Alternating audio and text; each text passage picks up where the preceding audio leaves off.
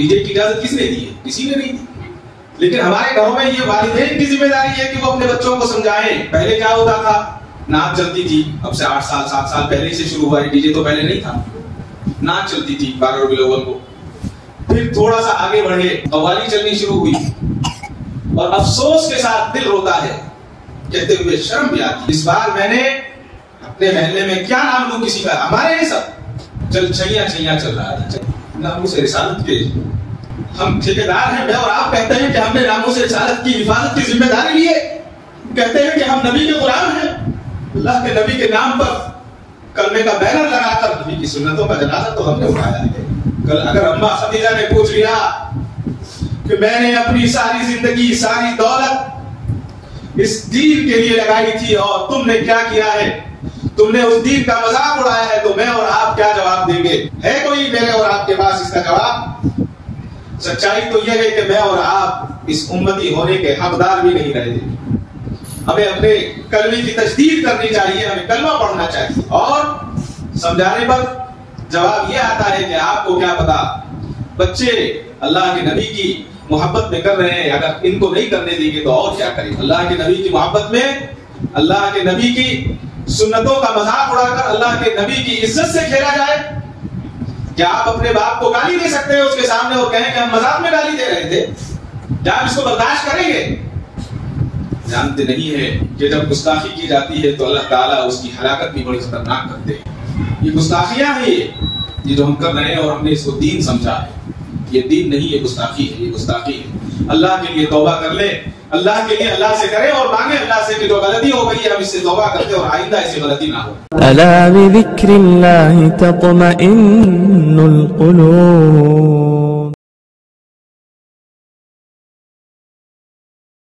وہ بجلی کا کڑکا تھا یا صوت ہادی، وہ بجلی کا کڑکا تھا یا صوت ہادی، عرب کی زمین جس نے ساری ہلا دی.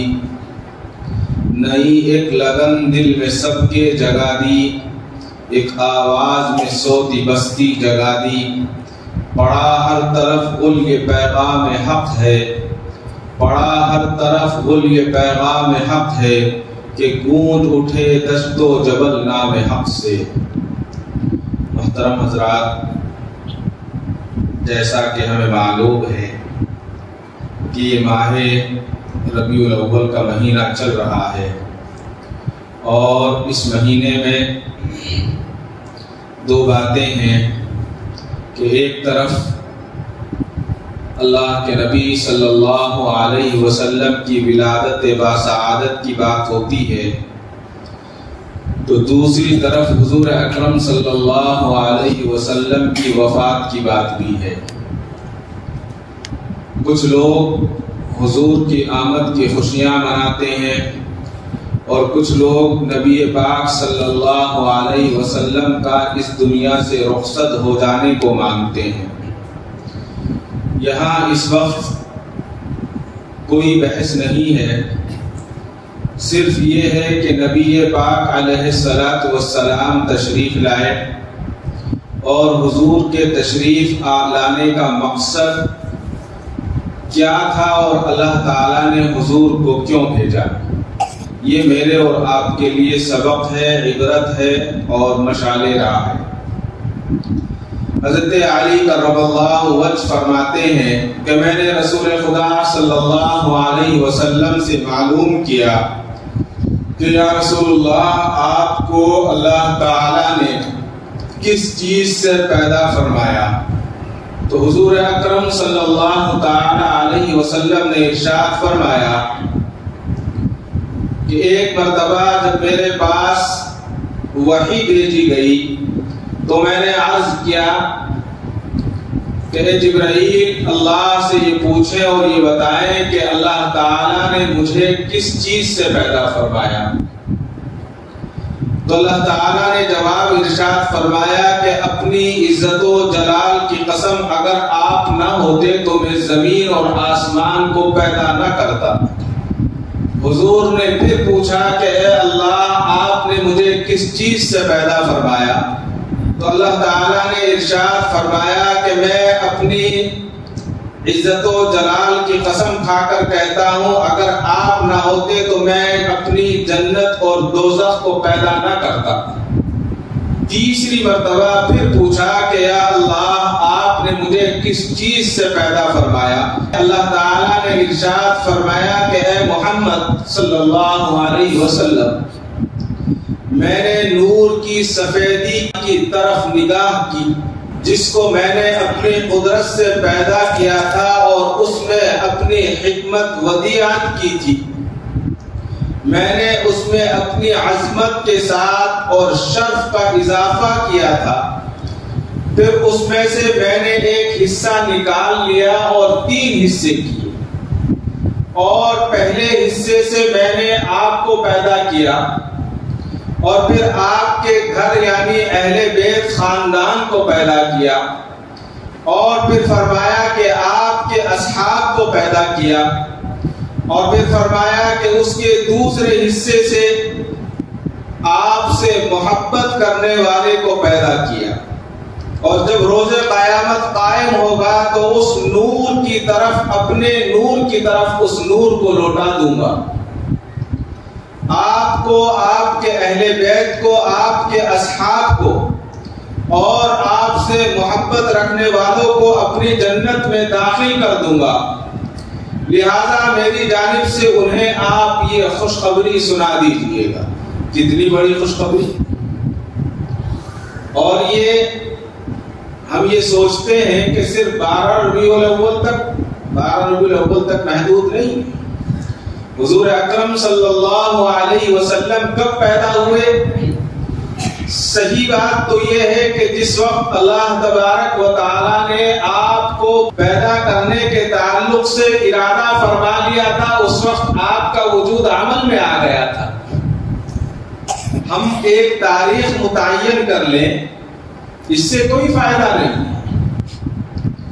حضرت ابن عباس رضی اللہ تعالیٰ عنہ فرماتے ہیں کہ جب خدا کو مخلوقات کو پیدا کرنا، زمین کا پست اور آسمانوں کا بلند کرنا منظور ہوا تو اپنے نور سے ایک مٹھی پھر ارشاد فرمایا کہ میرا حبیب محمد بن جا۔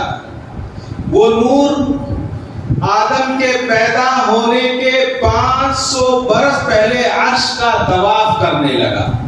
اب حضرت آدم علیہ السلام کب پیدا ہوئے؟ حساب لگائیے۔ میرے اور آپ کے پاس یا کوئی کیلکولیٹر ہمارے پاس نہیں ہے کہ ہم صحیح حساب لگا سکیں۔ اب حضرت آدم علیہ السلام کے بعد حضور اکرم صلی اللہ علیہ وسلم تک 1,24,000 انبیاء تقریباً آئے، اور ایک روایت ہے 1,88,000 آئے، ایک روایت ہے 1,80,000 آئے، اور کتنا بیچ میں گیپ رہا؟ کسی کا 900 سال رہا، کسی کا 100 سال رہا، کسی کا 200 سال رہا، کسی کا 800 سال رہا۔ تو بتائیے میں اور آپ کیسے حساب لگا سکتے ہیں؟ ہمارے پاس کوئی حساب نہیں۔ تو نبی علیہ السلام کو اللہ نے حضرت آدم علیہ السلام کے پیدا ہونے سے 500 سال پہلے آپ نے آپ کے نور کو پیدا فرمایا، اور وہ اللہ کے عرش کا طواف کرنے لگے۔ سبحان اللہ! اللہ تعالیٰ نے ارشاد فرمایا میں نے تیرا نام اسی لیے محمد رکھا ہے۔ جب وہ نور عرش کا طواف کرنے لگا تو اللہ نے فرمایا کہ میں نے تیرا نام اسی لیے محمد رکھا ہے۔ اس کی بہت لمبی تفصیل نزہۃ المجالس میں حضرت عبد الرحمن صفوی رحمۃ اللہ علیہ نے تحریر فرمائی ہے۔ 185 سے لے کر تقریباً 194 صفحے تک اسی واقعے کو آپ نے لکھا ہے۔ فرمایا اللہ تعالیٰ نے کہ میں نے تیرا نام اسی لیے محمد رکھا ہے۔ پھر حضرت محمد صلی اللہ علیہ وسلم کے نور سے حضرت آدم کے نور کو پیدا کیا، اور حضرت آدم کی مٹی سے حضرت محمد صلی اللہ علیہ وسلم کا بدن پیدا فرمایا۔ پھر نور محمدی کو حضرت آدم کی پشت میں رکھ دیا۔ چنانچہ جب آپ کی کمر میں حضور اکرم صلی اللہ علیہ وسلم کے اس نور کو رکھا گیا تو فرشتے حضرت سیدنا آدم علیہ السلام کے پیچھے ہاتھ باندھ کر کھڑے رہتے تھے۔ حضرت سیدنا آدم علیہ السلام نے پوچھا کہ اللہ یہ فرشتے میرے پیچھے کیوں کھڑے ہوتے ہیں؟ اللہ نے فرمایا کہ یہ نور محمدی کو دیکھنے کے لیے اور اس کے ادب کے لیے کھڑے ہوتے ہیں۔ تو حضرت آدم علیہ السلام نے فرمایا کہ اے اللہ اگر ایسا ہے تو آپ اس کو کمر سے میری پیشانی میں رکھ دیجئے تاکہ میرے سامنے رہے اور میرے سامنے کھڑے ہوں۔ تو اللہ تبارک و تعالیٰ نے اس نور کو حضرت آدم علیہ السلام کی پیشانی میں منتقل کر دیا، اور اس کے بعد پھر فرشتے ان کے سامنے کھڑے ہونے لگے۔ پھر انہوں نے کہا کہ اے رب اس کو ایسے مقام پر رکھ دیجئے جہاں میں بھی اس کو دیکھ سکوں۔ پیشانی میں تو آدمی اپنی نہیں دیکھ سکتا، پیٹھ میں نہیں دیکھ سکتا۔ تو اللہ تعالیٰ نے حضرت آدم علیہ السلام کی دعا کو قبول کیا اور حضرت آدم علیہ السلام کی انگلی میں اس نور کو منتقل کر دیا، شہادت کی انگلی میں۔ یعنی جب ہم پڑھتے ہیں اشہد ان لا الہ الا اللہ و اشہد ان محمد رسول اللہ، اور پھر انگلی کو اٹھاتے ہیں، یہ شہادت کی انگلی، اسی لیے اس کو شہادت کی انگلی کہا گیا۔ معلوم یہ ہوا کہ اللہ تعالیٰ نے اس کو تشہد کی انگلی میں رکھا کیونکہ خدا کی وحدانیت اس کی طرف اشارہ کرتی ہے، اور اس انگلی کے اندر جو رگ ہوتی ہے وہ دل سے قریب ہوتی ہے، دل سے لگی ہوئی ہوتی ہے۔ تو اللہ تعالیٰ نے حضور اکرم صلی اللہ علیہ وسلم کے نور کو حضرت آدم علیہ السلام کی پیدائش سے 500 برس پہلے پیدا کیا۔ ابھی حضور کی پیدائش نہیں ہوئی۔ ابو لہب کی جو لونڈی تھی اس نے بہت سارے بچوں کو دودھ پلایا عبد المطلب کے، حضرت عبد المطلب کے۔ تفصیل بہت لمبی ہے۔ ابو طالب ہوئے، حضرت عباس رضی اللہ تعالیٰ عنہ پیدا ہوئے ابو عبد المطلب کے، اور پھر اس کے بعد حضرت حمزہ پیدا ہوئے، اور ان کے چچا اور رضائی بھائی بھی ہیں، ان کو سوبیا ابو لہب جو ابو لہب کی لونڈی تھی اس نے دودھ پلایا۔ اس کے بعد حضرت عبداللہ پیدا ہوئے جو حضور اکرم صلی اللہ علیہ وسلم کے والد گرامی تھے۔ علماء شام کو حضرت عبداللہ کا پتہ لگ گیا کیونکہ ان کی کتابوں میں لکھا تھا جتنی عظیم شخصیت ہوتی ہے اس کے والد بھی اتنے عظیم ہوتے ہیں۔ ہم یہ کہیں کہ صرف حضرت حضور اکرم صلی اللہ علیہ وسلم کی آمد کی اطلاع تھی، یہ نہیں، آپ کے خاندان کے آمد کی اطلاع بھی تھی، آپ کے والد کے آمد کی اطلاع بھی تھی۔ حضرت عبداللہ کے تعلق سے آتا ہے کا جو زمانہ تھا حضرت یحییٰ علیہ السلام کا، اس زمانے میں ان کی کتابوں میں لکھا ہوا تھا کہ جب حضور کے والد یعنی عبداللہ پیدا ہوں گے تو یحییٰ علیہ السلام کا جو جھبا ہے اس جھبے سے خون کے قطرے ٹپکنے لگیں گے تو سمجھ جاؤ کہ عبداللہ پیدا ہو گئے ہیں۔ تو نبی کریم صلی اللہ علیہ وسلم کے والد کی ولادت ہوئی اور ان لوگوں کو پتہ لگ گیا کہ حضور کے والد اس دنیا میں تشریف لا چکے ہیں۔ تو ان لوگوں نے جب حضرت عبداللہ بڑے ہو گئے تو ان کو قتل کرنا چاہا۔ خدا نے ان کے مقابلے کے لیے فرشتے بھیج دیے جنہوں نے سب کو قتل کر ڈالا۔ حضرت وہاب حضرت آمنہ کے والد ایک پہاڑ کے چوٹی پر سے حضرت عبداللہ کی اس کرامت کو دیکھ رہے تھے۔ جو لوگ ان کو مارنا چاہتے تھے تو اللہ کی طرف سے فرشتے آئے اور انہوں نے ان تمام کو ختم کر دیا اور حضرت عبداللہ کا بال بیکا نہیں ہوا۔ اس پورے واقعے کو حضرت آمنہ کے والد نے اپنی آنکھوں سے دیکھا اور دیکھنے کے بعد انہوں نے حضرت آمنہ کی اماں جو تھی حضرت برہ ان کے پاس آئے اور آ کر کہا، یہ سارا واقعہ کہا اور کہنے لگے کہ تمہارے کیا رائے ہے؟ میری رائے یہ ہے کہ عبداللہ کا نکاح آمنہ سے کر دیا، اس لیے کہ اتنا نیک بخت اتنا شریف انسان مکے کی کیا دنیا کی سرزمین پر نہیں ہے۔ کہا کہ ٹھیک ہے، اور پھر دونوں حضرت عبد المطلب کے پاس گئے اور پاس جا کر حضرت آمنہ کے ساتھ حضرت عبداللہ کے نکاح کا پیغام دیا۔ چنانچہ ماہ رجب میں جمعہ کی شب کو حضرت عبداللہ نے بی بی آمنہ سے نکاح کر لیا، اور پھر یہ نور جو حضرت عبداللہ کی پیشانی سے نظر آتا تھا حضرت آمنہ کے بدن میں منتقل ہو گیا۔ صرف ایک تاریخ نہیں ہے، اس کی تاریخ کو پڑھنے کے لیے ہمیں ہزاروں تاریخ نہیں بلکہ دنیا کی جو ابتدا کی ہے اللہ تعالیٰ نے، اس ساری کائنات کا جو وجود کہاں سے ہوا اس کو ہمیں پڑھنا پڑے گا۔ جب وہاں سے ہم چلیں گے تو ہمیں پتا چلے گا کہ حضور اکرم صلی اللہ علیہ وسلم کے بھیجنے کا مقصد کیا تھا۔ دنیا میں آپ ایسے ہی نہیں بھیجے گے۔ حضرت آمنہ فرماتی ہیں کہ مجھے پتا نہیں لگا کہ میرے وطن میں میرا بیٹا محمد ہے صلی اللہ علیہ وسلم، اس لیے کہ جب بدن میں بچہ ہوتا ہے تو ماں کو بڑی تکالیف ہوتی ہیں، طبیعت خراب ہوتی ہے اور بہت ساری چیزیں ہیں، لیکن حضرت آمنہ فرماتی ہیں کہ مجھے کوئی تکلیف نہیں ہوئی، کوئی گرانی اور کوئی پریشانی نہیں ہوئی۔ اور پھر جب پہلا مہینہ ہوا تو میں نے خواب میں دیکھا کہ مجھے خواب میں ایک ایسا نور نظر آیا کہ میں سرزمین شام میں مقام بصرہ کے محل نظر آنے لگے۔ ایسا نور، آنکھوں کی روشنی اتنی بڑھی کہ دنیا کے اس کونے سے اس کونے تک کا تمام نظر آنے لگا۔ یہ کس لیے تھا؟ یہ حضور اکرم صلی اللہ علیہ وسلم کی برکت تھی۔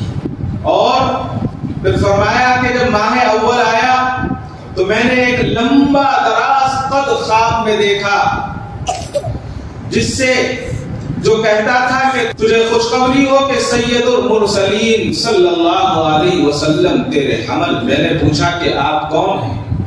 آپ جو خوشخبری سنا رہے ہیں آپ کون ہیں؟ تو انہوں نے جواب دیا کہ میں ان کے باپ آدم علیہ السلام، حضرت آدم علیہ السلام نے حضرت آمنہ کو خوشخبری سنائی۔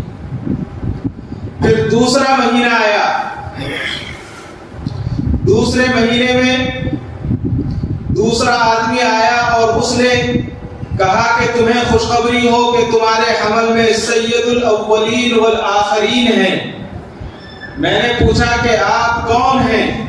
تو وہ بولے میں شیش علیہ السلام۔ پھر فرماتی ہیں کہ جب تیسرا مہینہ آیا میں نے خواب دیکھا تو اس نے کہا کہ تمہیں خوشخبری ہو تمہارے حمل میں نبی پاک صلی اللہ علیہ وسلم ہیں۔ تو میں نے پوچھا کہ تم کون ہو؟ تو وہ بولنے لگے کہ میں نوح علیہ السلام۔ جب چوتھا مہینہ آیا تو میں نے خواب میں دیکھا کہ ایک شخص کہہ رہا ہے کہ تیرے حمل میں سید البشر ہیں، تجھے خوشخبری ہو۔ میں نے پوچھا آپ کون ہیں؟ تو انہوں نے کہا کہ میں ہود علیہ السلام ہوں۔ جب پھر پانچواں مہینہ آیا، چوتھا مہینے میں انہوں نے کہا کہ سید شریف ہے۔ تو میں نے پوچھا کون ہے؟ تو انہوں نے کہا کہ میں ادریس علیہ السلام ہوں۔ جب پانچواں مہینہ آیا تو انہوں نے خوشخبری دی کہ خوشخبری ہو کہ تمہارے حمل میں سید البشر ہیں۔ تو میں نے پوچھا کہ آپ کون ہیں؟ تو انہوں نے کہا کہ میں ہود علیہ السلام ہوں۔ اور جب چھٹا مہینہ آیا تو انہوں نے خوشخبری دی کہ خوشخبری ہو کہ بنو ہاشمی تیرے حمل میں ہے۔ میں نے پوچھا کہ آپ کون ہیں؟ وہ بولنے لگے کہ میں اسماعیل ذبیح اللہ علیہ السلام۔ سبحان اللہ۔ ساتواں مہینہ آیا، ساتویں مہینے میں خوشخبری ہوئی کہ تجھے خوشخبری ہو حبیب رب العالمین ہیں، تیرے حمل میں ہیں۔ میں نے پوچھا کہ آپ کون ہیں؟ تو انہوں نے کہا کہ اسماعیل ہوں۔ اور اسی میں ایوان کسرا شک ہو گیا ساتویں مہینے میں۔ اور اس کے 14 کنگر جو تھے، جو آج بھی آپ ویب سائٹ پر دیکھ سکتے ہیں، یوٹیوب پر دیکھ سکتے ہیں، جو کیسر و کسرا کے اس زمانے میں حضور کی پیدائش سے پہلے گر گئے تھے، یہ ایک پیشن گوئی تھی کہ جب نبی پاک علیہ السلام اس دنیا میں تشریف لائیں گے تو یہ گر جائیں گے. وہ گر گئے تھے اور آج بھی وہ عمارتیں باقی. حضور کی اس سے بڑی سچائی اور کیا ہو سکتی ہے. اس کے بعد ایک معتبر شخص نے بیان کیا ہے 7ویں مہینے میں کسی نے کہا کہ خوشخبری ہو تیرے حمل میں خاتم النبیین ہے. میں نے پوچھا حضرت آمنہ نے کہ آپ کون ہیں؟ تو انہوں نے کہا کہ موسیٰ علیہ السلام. اور 7ویں مہینے میں ایک چیز اور ہوئی کہ فارس کی آگ جو تھی وہ بند ہو گئی. وہاں 24 گھنٹے آگ کی ایک پوجا ہوتی تھی، وہ آگ بند ہو گئی. یہ بھی حضور اکرم صلی اللہ علیہ وسلم کی آمد کی خبر تھی. پھر خواب میں 9ویں مہینے میں آپ کو خوشخبری سنائی گئی کہ خوشخبری ہو کہ محمد صلی اللہ علیہ وسلم تمہارے حمل میں ہیں. تو انہوں نے پوچھا کہ آپ کون ہیں جو خوشخبری دے رہے ہیں؟ تو بتایا گیا کہ میں عیسیٰ علیہ السلام ہوں. اور اسی میں کسرا کے سر سے تاج نیچے گر گیا. حضور اکرم صلی اللہ علیہ وسلم کی آمد کی اطلاع ہزاروں سال پہلے سے دی جا رہی تھی. حضور اکرم صلی اللہ علیہ وسلم کی پیدائش سے پہلے ایک دن کا واقعہ، بڑا عجیب واقعہ لکھا ہے. حضرت عبد المطلب کی اہلیہ نے حضرت عبد المطلب کو بلایا اور کہا کہ کچھ ضروری بات کرنی ہے، ذرا آؤ. اس لیے کہ آپ کا زیادہ وقت کعبۃ اللہ میں گزرتا تھا. کعبۃ اللہ کے بڑے سرداروں میں سے تھے، وہاں کی چابیاں آپ کے پاس تھی. تو آ گئے، کہا کہ بتاؤ کیا ہے. کہا کہ ایک ضروری بات کرنی ہے. بات یہ ہے، پوچھنا چاہتی ہوں میں کہ آپ آمنہ سے یہ پوچھوں کہ یہ کون سا عطر لگاتی ہے. یہ جب میرے پاس سے گزرتی ہے اور جہاں بیٹھ جاتی ہے وہاں خوشبو پھیل جاتی ہے. کہیں تھوک دیتی ہے تو خوشبو مہک جاتی ہے. میری سمجھ میں نہیں آتا اور میں اس سے پوچھنا چاہتی ہوں. تو اس کے چہرے کو دیکھ کر، اس کے چہرے کے روپ کو دیکھ کر میں اس سے پوچھ نہیں پاتی. میرے اندر اتنی ہمت نہیں ہو پاتی کہ میں آمنہ سے پوچھ لوں کہ تم نے یہ عطر کہاں سے منگایا. تو حضرت عبد المطلب نے کہا تم تو یہ کہتی ہو میرے گھر کی در و دیوار سے خوشبو آتی ہے، لوگ مجھ سے پوچھتے ہیں، میرے پاس بھی اس کا کوئی جواب نہیں. ٹھیک ہے تم کہتی ہو تو میں آمنہ سے پوچھ لیتا. حضرت آمنہ کو بلایا، محبت سے بٹھایا اور کہا کہ بیٹی یہ بتاؤ کہ تم کون سا عطر لگاتی ہو، یا تم کون سا عطر پیتی ہو کہ جہاں تھوکتی ہو وہاں بھی خوشبو پیدا ہو جاتی ہے اور جہاں بیٹھتی ہو وہاں بھی خوشبو پیدا ہو جاتی ہے. یہ سمجھ سے باہر ہے. حضرت آمنہ رونے لگتی ہیں اور فرماتی ہیں کہ ابا جی آج کے بعد مت پوچھنا، یہ تو اس کا معجزہ ہے جو میرے بدن میں ہے. آپ تو عطر کی بات کرتے ہیں، میں نے تو کبھی گھر سے باہر جھانکا بھی نہیں ہے، کبھی میں نے کہیں کا سفر بھی نہیں کیا ہے. سب سے اعلیٰ اور افضل خاندان جو یثرب میں بستا تھا، اس وقت جو مدینہ تھا یثرب تھا، اس خاندان کی بیٹی برہ کی بیٹی کہا کہ میں نے تو کبھی سوچا بھی نہیں ہے عطر لگانے کے لیے. میں یہ سمجھتی ہوں کہ جو میرے بدن میں ہے یہ اس کی برکت اور اس کی رحمتیں ہیں. اور یہ کہا اور اٹھ کر شرم سے اٹھ کر چلی گئی. اور پھر فرمایا کہ آپ تو اتنا کہتے ہیں کہ یہ خوشبو کہاں سے آتی ہے، اگر میں پانی کے لیے کسی پتھر پر پیر رکھتی ہوں تو پتھر بھی موم ہو جاتا ہے اور میرے لیے گدگدانے لگتی. یہ اسی کا طفیل ہے اور میں سمجھ گئی ہوں کہ جو میرے بدن میں ہے وہ اسی کا معجزہ ہے.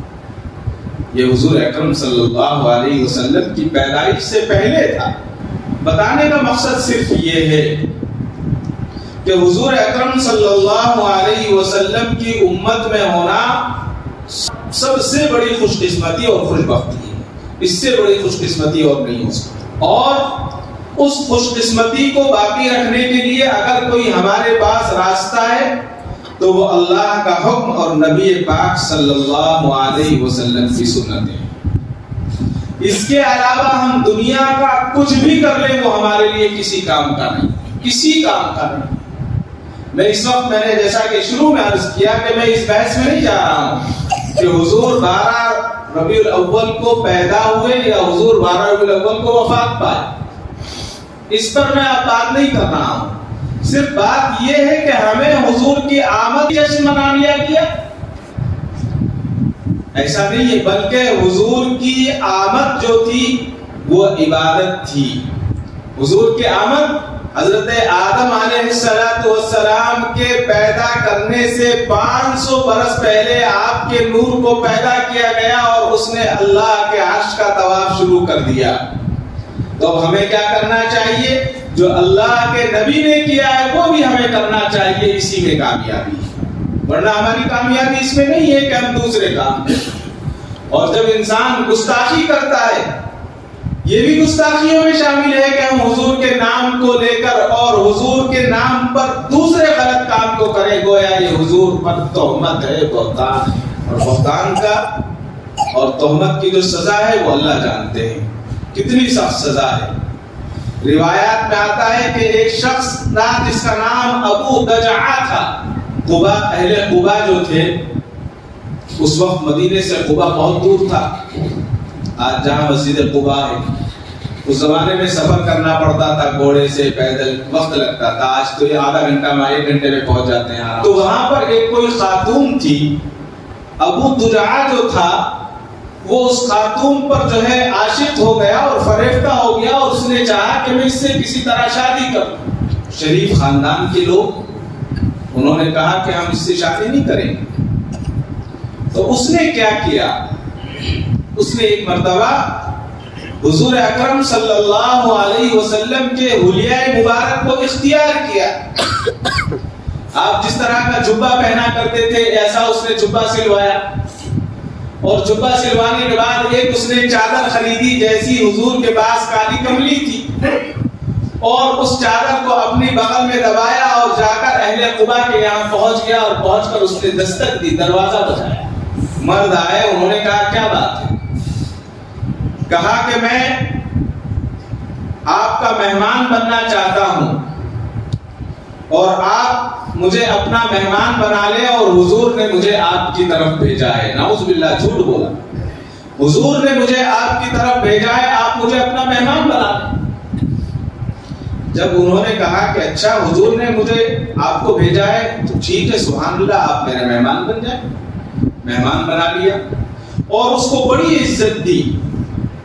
کہا کہ آپ کو حضور نے کیا کہہ کر بھیجا ہے؟ کہا کہ اگر وہ آپ کو مہمان نہ بنائے تو میری چادر دکھا دینا۔ تو اس نے جھوٹ الزام لگایا، اور حضور کی مشابہ جو چادر تھی اس ڈیزائن کی جو تھی اس زمانے میں ہوا کرتی تھی، وہ چادر ان گھر والوں کو دکھائی کہ حضور نے کہا کہ یہ چادر دکھا دینا اور تم مہمان بن جانا۔ تو انہوں نے کہا کہ آپ مرحبا، آپ آئیے، آپ کے لیے خوشخبری ہے، اور اپنے گھر میں رکھ لیا ان کو۔ جب یہ گھر میں رہنے لگا، کھانے پینے، اس زمانے میں کئی دن مہمانداریاں ہوا کرتی تھی، تو یہ تو بدنیت تھا، بدتمیز تھا، تو یہ وہاں رہتے ہوئے عورتوں کو، ان کی گھر کی عورتوں کو گھورنے لگا۔ تو گھر والوں کو شک ہو گیا کہ حضور کا بھیجا ہوا، حضور کا غلام ایسی حرکت کیسے کر سکتا ہے؟ کبھی نہیں کر سکتا حضور کا غلام، حضور کا امت ہی نہیں کر سکتا، اور یہ تو کہہ رہا ہے کہ میں حضور نے کہا ہے کہ تم ان کے مہمان بن جاؤ۔ تو انہوں نے 2 آدمیوں کو اپنے خاندان کی کہا کہ تم جاؤ حضور سے پوچھ کر آؤ کیا آپ نے ابو دجعہ کو ہمارے یہاں بھیجا ہے مہمان بننے کے۔ تو انہوں نے اس زمانے کی تیز سواری لی اور حضور اکرم صلی اللہ علیہ وسلم کی خدمت میں پہنچے اور عرض کیا کہ یا رسول اللہ صلی اللہ علیہ وسلم، کیا آپ نے ابو دجعہ کو ہمارے گھر مہمان بننے کے لیے بھیجا ہے؟ حضور نے پوچھا کہ ابو دجعہ کون ہے؟ میں نہیں جانتا۔ تو انہوں نے کہا کہ اس نے تو آپ کی چادر مبارک بھی ہمیں دکھائی ہے اور کہا کہ یہ چادر ہے حضور کی میرے پاس، اس کو دیکھ لو۔ تو حضور اکرم صلی اللہ علیہ وسلم نے جب یہ سنا تو آپ غصے سے سرخ ہو گیا آپ کا چہرہ، اور غصے کے حالت میں آپ نے اپنے 2 صحابہ کو بلایا اور کہا کہ جو جان بوجھ کر میری ذات پر بہتان باندھتا ہے، جو جھوٹ بولتا ہے، اس کا ٹھکانہ دوزخ ہے، اس کا ٹھکانہ دوزخ ہے۔ اور یہ فرمایا کہ جاؤ تم فوراً جاؤ، اور میرا فیصلہ یہ ہے کہ جاتے ہی ابو دجانہ کی گردن کو، سر کو قلم کر دو، اس کو جہنم رسید کر دو اور آگ میں ڈال کر اس کو جلا دو۔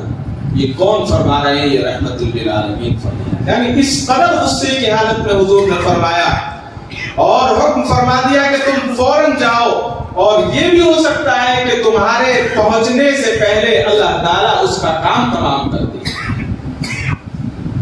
جب یہ دونوں صحابہ یعنی حضور کے بھیجے ہوئے سپاہی وہاں پہنچے تو معلوم ہوا کہ ابو دجانہ جو ہے قضائے حاجت کے لیے جنگل میں گیا، اور وہ قضائے حاجت کے لیے بیٹھا ہی تھا کہ وہاں سانپ آیا اور سانپ نے اس کو ڈس لیا اور وہ وہیں مر گیا۔ یہ انجام حضور پر تہمت لگانے کا ہے۔ ہم حضور کی سیرت کو، حضور کی سنت کو بگاڑ دیں، نعوذ باللہ نعوذ باللہ، اور اپنی طرف سے کچھ اس میں داخل کر کے یہ کہیں کہ اس طرح سے کرنا یہ کار خیر ہے، یہ خوشخبری ہے، یہ بالکل یہ شیطان کا وسوسہ ہے، اور شیطان جو ہے ہمیں غلط راستے پر لے جا رہا ہے۔ اگر ہمیں حضور سے محبت ہے تو ضروری ہے کہ ہم اپنے چہروں کو، اپنے بدن کو نبی پاک علیہ الصلوۃ والسلام کی سنتوں سے سنوار لیں۔ اگر حضور سے محبت ہے تو ہماری راتیں اللہ کے سامنے سجدے میں گزرے۔ اگر ہمیں حضور سے محبت ہے تو اپنی ماں کا اور اپنے باپ کا ادب کریں۔ اگر حضور سے محبت ہے تو مسجدوں کو ہم اپنے سجدوں سے سجا دیں۔ اگر حضور سے محبت ہے تو ہماری وہ مائیں بہنیں جنہوں نے اپنے پردوں کا چال کیا، چاک کرنے کے بعد اپنے چہروں کی نمائشیں کی اس موقع پر، وہ اپنے آپ کو پردوں میں ڈھانک لیں۔ یہ حضور سے محبت کی علامت۔ اور اگر علامت نہیں تو ہم جھوٹے ہونے کا اگر دعویٰ کرتے ہیں تو پھر نعوذ باللہ ہم حضور پر تہمت لگا رہے ہیں۔ کیا ہوا اس ماہ ربیع الاول میں؟ کوئی مسلک اس کی اجازت نہیں دیتا، کوئی مسلک نہیں دیتا، چاہے وہ سنی ہو چاہے وہ دوسرے ہوں، کوئی مسلک کی اجازت نہیں دیتا۔ ڈی جے کی اجازت کس نے دی ہے؟ کسی نے نہیں دی۔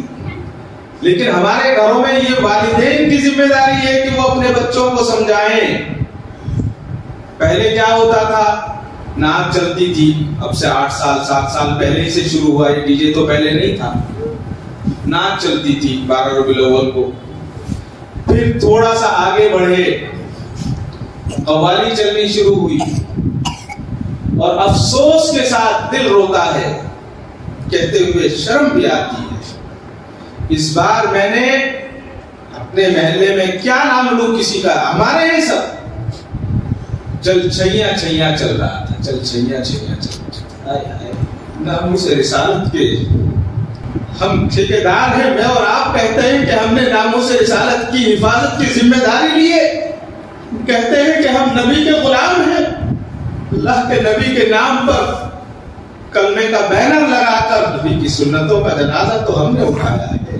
کل اگر اماں خدیجہ نے پوچھ لیا کہ میں نے اپنی ساری زندگی ساری دولت اس دین کے لیے لگائی تھی اور تم نے کیا کیا ہے، تم نے اس دین کا مذاق اڑایا ہے، تو میں اور آپ کیا جواب دیں گے؟ ہے کوئی میرے اور آپ کے پاس اس کا جواب؟ سچائی تو یہ ہے کہ میں اور آپ اس امتی ہونے کے حقدار بھی نہیں رہے۔ ہمیں اپنے کلمے کی تجدید کرنی چاہیے، ہمیں کلمہ پڑھنا چاہیے، اور سمجھانے پر جواب یہ آتا ہے کہ آپ کو کیا پتا، بچے اللہ کے نبی کی محبت میں کر رہے ہیں، اگر ان کو نہیں کرنے دیں گے تو اور کیا کریں گے؟ اللہ کے نبی کی محبت میں اللہ کے نبی کی سنتوں کا مذاق اڑا کر اللہ کے نبی کی عزت سے کھیلا جائے؟ کیا آپ اپنے باپ کو گالی دے سکتے ہیں اس کے سامنے اور کہیں کہ ہم مذاق میں گالی دے رہے تھے؟ کیا آپ اس کو برداشت کریں گے؟ جانتے نہیں ہیں کہ جب گستاخی کی جاتی ہے تو اللہ تعالیٰ اس کی ہلاکت بھی بڑی خطرناک کرتے ہیں۔ یہ گستاخیاں ہیں، یہ جو ہم کر رہے ہیں، اور ہم نے اس کو دین سمجھا ہے۔ یہ دین نہیں، یہ گستاخی ہے، یہ گستاخی ہے۔ اللہ کے لیے توبہ کر لے، اللہ کے لیے اللہ سے کرے اور مانگے اللہ سے کہ جو غلطی ہو گئی ہے ہم اس سے توبہ کرتے اور آئندہ ایسی غلطی نہ ہو۔ بدبخت ابو لہب کے تعلق سے سب جانتے ہیں کہ حضور کو اس نے کتنی تکلیفیں دی، کبھی کنکر مارتا، کبھی جملے کستا۔ رسول اللہ صلی اللہ علیہ وسلم نے فرمایا کہ ان قریب تم دیکھ لو گے کہ خود ہلاک ہوگا، خود ہلاک ہو جائے گا۔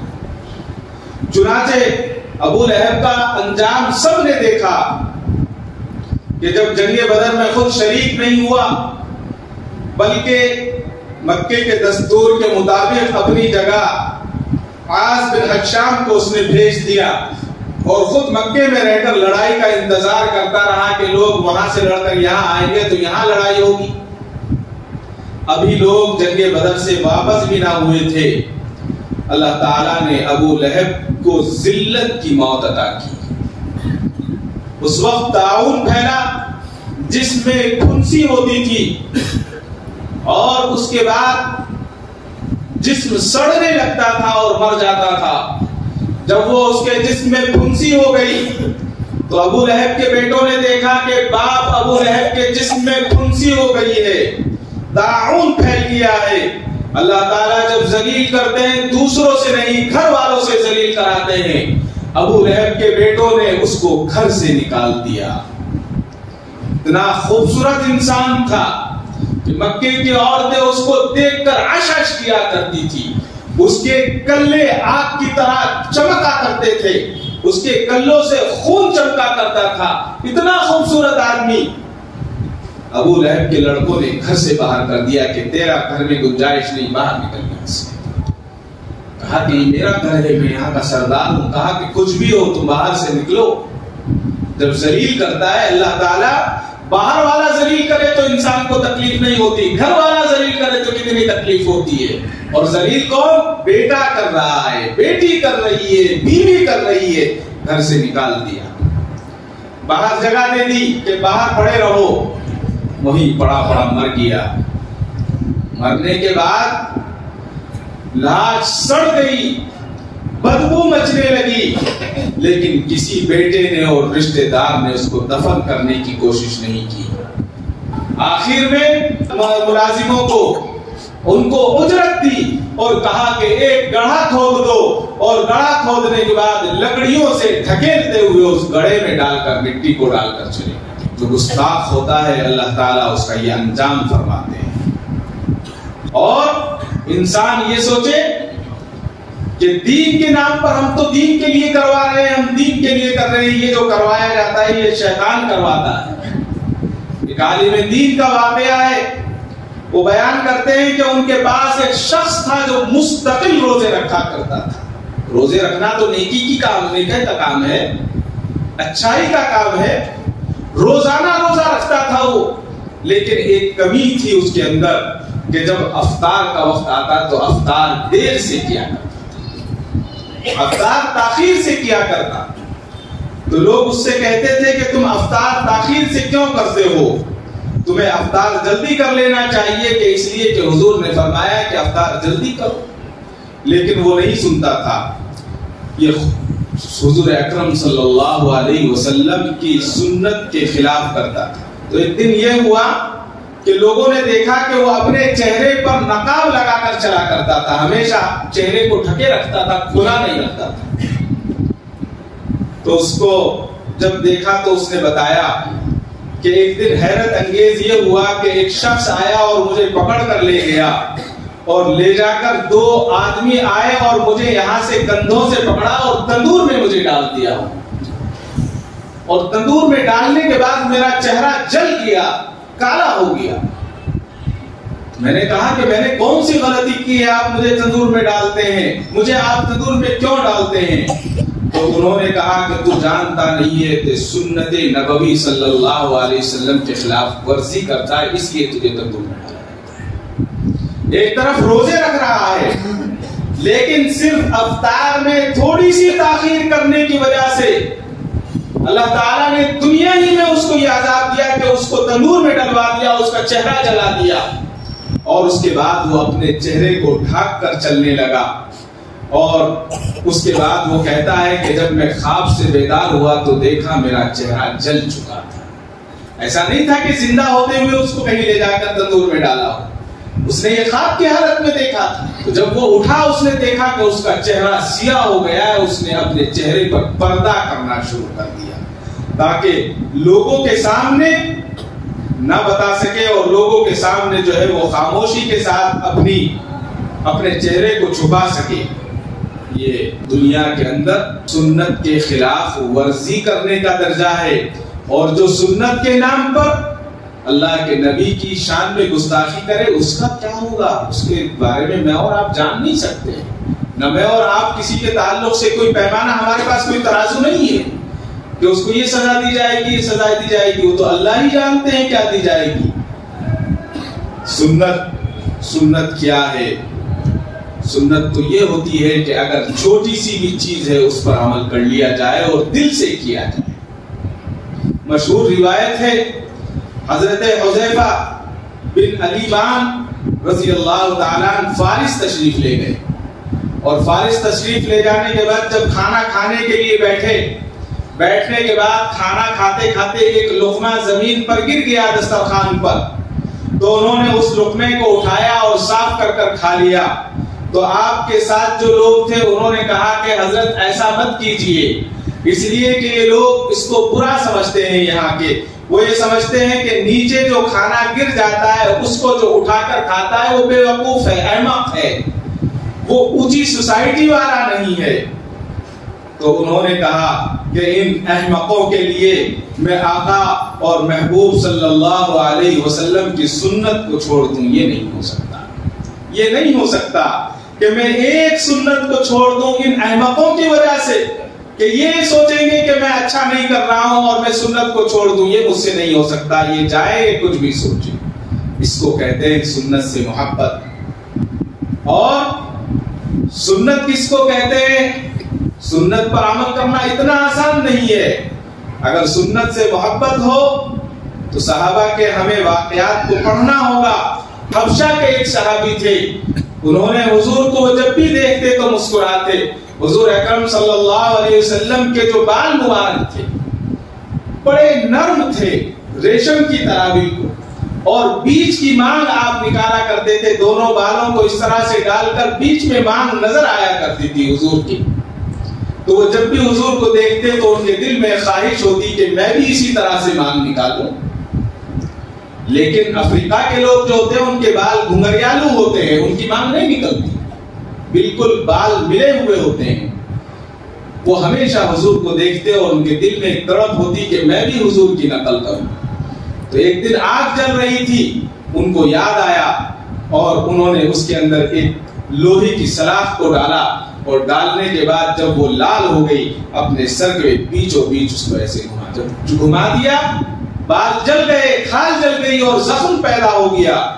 زخم ہونے کے بعد کافی دنوں کے بعد ٹھیک ہوا. لوگوں نے کہا کہ تم نے کیا کیا؟ تمہیں کیا ضرورت تھی ایسے اپنے سر کے بیچوں بیچ سلاخ کے لگانے کی؟ کہا کہ زخم تو سوکھ گیا ہے، تکلیف تو دور ہو گئی ہے، لیکن جب بھی اپنا چہرہ دیکھتا ہوں تو خوشی دوبارہ ہو جاتی ہے، اس لیے کہ میری بھی حضور اکرم صلی اللہ علیہ وسلم کی طرح مانگ نظر آنے. جس طرح سے حضور کی مانگ دکھتی ہے میری بھی اب مانگ نظر آنے لگی. اس سے بڑی میرے لیے کیا خوش بختی ہو سکتی ہے؟ یہ تھی حضور سے محبت. اور حضور سے محبت جب یہ اللہ تعالیٰ نے رکھی تو انہوں نے ان کے لیے اپنے آپ کو جلانا بھی آسان ہو گیا. آج ہم گانوں پر ڈھڑکے ناچیں کودیں اور اس کو حضور کی محبت بتائیں، یہ حضور سے محبت نہیں ہے، حضور سے عداوت ہے اور شیطان سے محبت ہے. مجھے کسی سے کوئی یہ نہیں ہے اور نہ میں اس بحث میں جا رہا ہوں. 12 ربیع الاول کے دن ہمیں نیک کام کرنے چاہیے. آپ نعت کی محفلیں منعقد کریں، درود شریف کی محفلیں منعقد کریں، اچھی بات کو سنیں، غریبوں میں کھانا تقسیم کریں. بہت سارے کام ہیں آپ کر سکتے ہیں، لیکن اس طرح سے اپنے آپ کو دین کے نام پر بدنام کر اور دنیا کو یہ دکھانا. سوشل میڈیا پر کتنا چل رہا ہے اس بار کی 12 रबीउल अव्वल की कुछ वीडियोस जो हैं हुकूमत ने उनके खिलाफ एक्शन लिया, इस वक्त यहाँ उसको तज़किरा करने की जरूरत नहीं है। बस इतना ही तज़किरा करूंगा कि ये माह मुबारक हुजूर अकरम सल्लल्लाहु अलैहि वसल्लम की सुन्नतों पर अमल करने का सबक याद दिलाता है। इस सबक को हमें याद करना चाहिए और अल्लाह के नबी की सुन्नतों को अपनाना चाहिए। अल्लाह के नबी की सुन्नतों को अपनाएंगे और दरूद शरीफ का हम जब विर्द करेंगे तो ये अल्लाह के नबी की खिदमत में पेश होगा। जिसने पेश किया उसके बाप का नाम लेकर बताया जाएगा कि फला के बेटे ने आपको दरूद भेजा है। इससे बड़ी और नेमत क्या हो सकती है। यही चीज हमारे लिए आखिरत का कामयाबी का जरिया और जीना है। अल्लाह ताला मुझे और आपको कहने सुनने से ज्यादा अमल साले की तौफीक अता फरमाए। व आखिरु दावाना अल्हम्दुलिल्लाहि रब्बिल काबे पे पड़ी जब पहली नजर, क्या चीज है दुनिया भूल गया, क्या चीज है दुनिया भूल गया।